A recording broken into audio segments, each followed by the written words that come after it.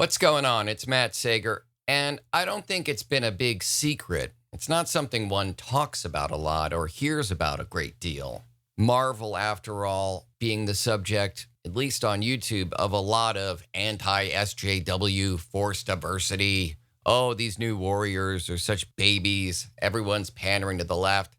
People don't talk about the fact that management at Marvel are, like most management, old white guys with deep ties to conservative movements and politicians. Marvel can be as socially forward as it wants to be, and I actually appreciate that it is. But just as The Daily Show airs on Viacom, which is controlled by a bunch of stuffy white guys with corporate interests and ties to Washington, Ike Perlmutter is in charge at Marvel. He's the top of the top. He's the capo di whatever you call it.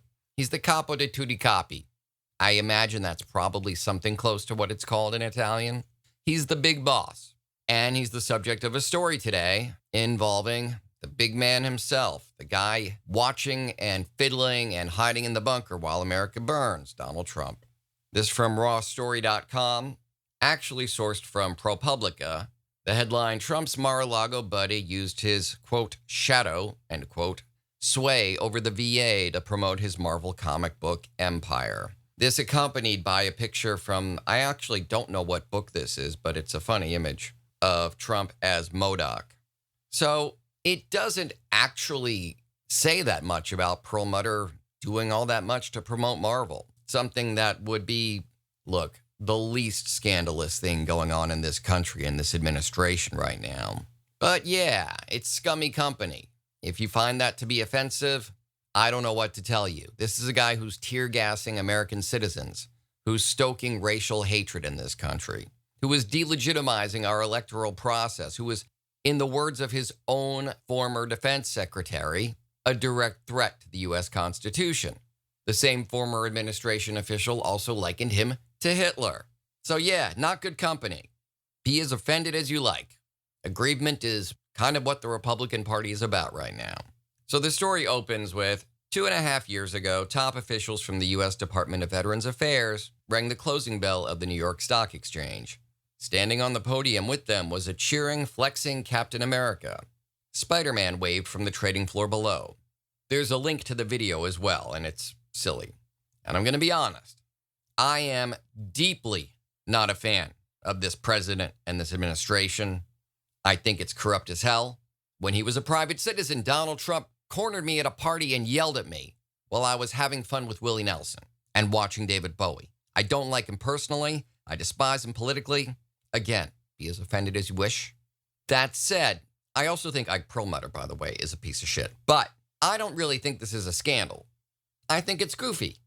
I think it is one of a million examples you can count every day in every industry of what Trump laughingly referred to as the swamp, as though he was going to do something about it. Corporate affairs, using their connections in politics as high up as the White House, or in this case, as high up as Veterans Affairs, to promote their product, make their stock go up, sell more movie tickets.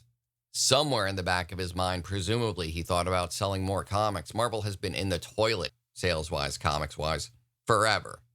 Whatever this stunt did or did not do, didn't move any books, I can promise you that. But the article goes on. The event had been billed as a suicide prevention awareness campaign. No one could figure out what the Marvel characters were doing there. David Shulkin, the VA secretary at the time, said in a memoir about his tenure that he was as surprised as anyone. The answer, it turns out, lies with the sweeping influence over the VA that President Donald Trump gave to one of his biggest donors, Marvel Entertainment chairman Ike Perlmutter. Before the event, Perlmutter emailed senior VA officials that he had, quote, arranged, end quote, for Marvel characters to be there, according to a newly released year-long audit by the Government Accountability Office, Congress's independent watchdog. Recognizing the potential for ethical questions, a VA official sought advice from the agency's lawyers. Quote, Marvel Communications is doing this, and we don't, as far as I know, do business with them, end quote, the unnamed official wrote in an email cited in the GAO report. So it goes on to describe a cozy and, yeah, probably sleazy, almost certainly some kind of, well, obviously unethical. Whether it was legal or not, I don't know. And I'm not trying to give Perlmutter or Trump any kind of out.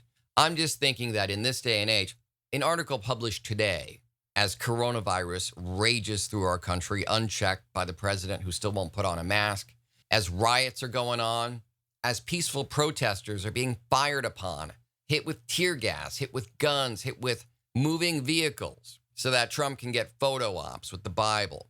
It doesn't feel like this is all that shocking or scandalous. It feels like, oh, wow, remember when people were just kind of dicky, just sort of scummy? Like, who was actually injured by this? And yes, the VA is or should be sacred. Our veterans, our people who we as a country and our government as a body sends to put their bodies and minds on the line for wars, the reasons for which are not necessarily noble. They too tend to be about money, occasionally personal differences, almost never about the common good anymore. So yeah, the VA ought to be sacred. But right now, American troops are being sent into the streets of Washington, being forced to violate the orders they took to protect the Constitution. That is going to lead to some necessary suicide prevention. That is putting our troops in harm's way, and that is disrespecting them. Putting Captain America on the trading floor of the stock exchange, I don't really see what a big deal it is. It strikes me as, forgive the expression, comical. But the article goes on to say that after the election, Trump had turned to Perlmutter and sought his advice on veterans issues. Perlmutter then went to a doctor named Bruce Moskowitz and a lawyer named Mark Sherman, and the article says, quote, the trio created a shadow reporting structure in which they were stakeholders without a former role. This according to an unnamed former official in the GAO. They became known inside the VA as the, quote, Mar-a-Lago crowd, because that is where they met with Trump, at his creepy little coronavirus-infested club in Palm Beach, where Perlmutter is a paid-in-full member. So yeah, it's billionaires being billionaires, using their influence, but to what end, I don't really get. Yes, the VA should not be treated as a joke.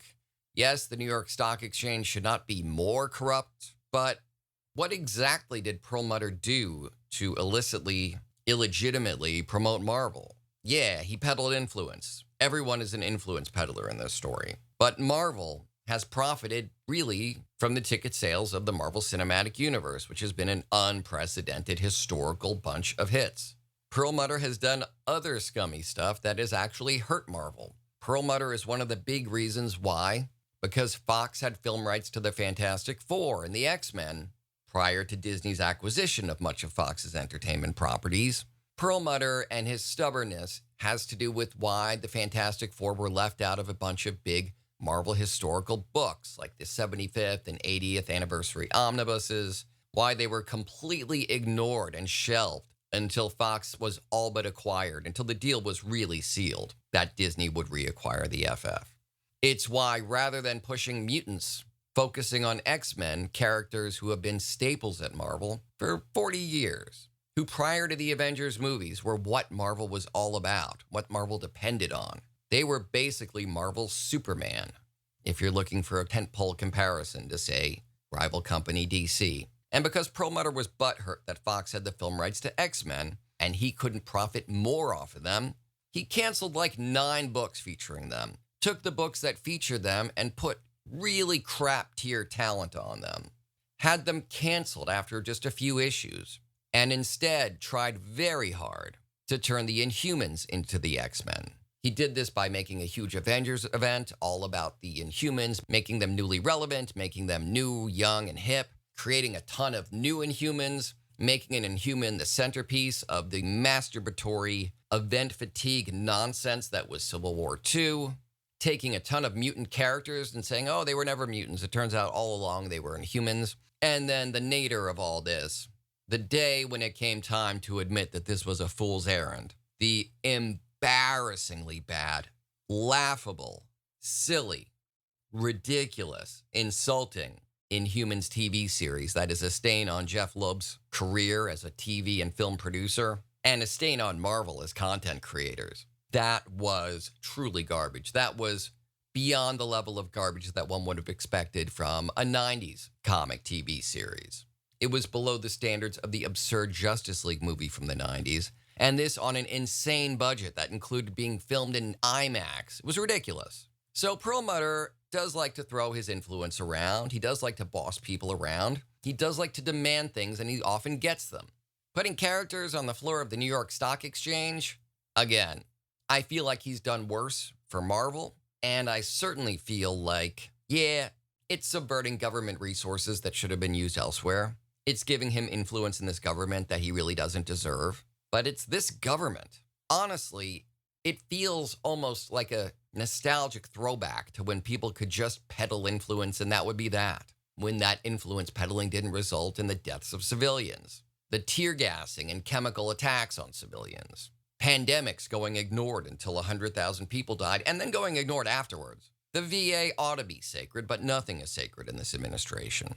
Perlmutter ought to keep his money to himself and ought to not go out of his way to influence and harm other people. But I don't think he harmed anyone by putting Captain America and Spider-Man on the floor of the New York Stock Exchange. I'll post a link to the video and you can watch it for yourself. It's fairly benign.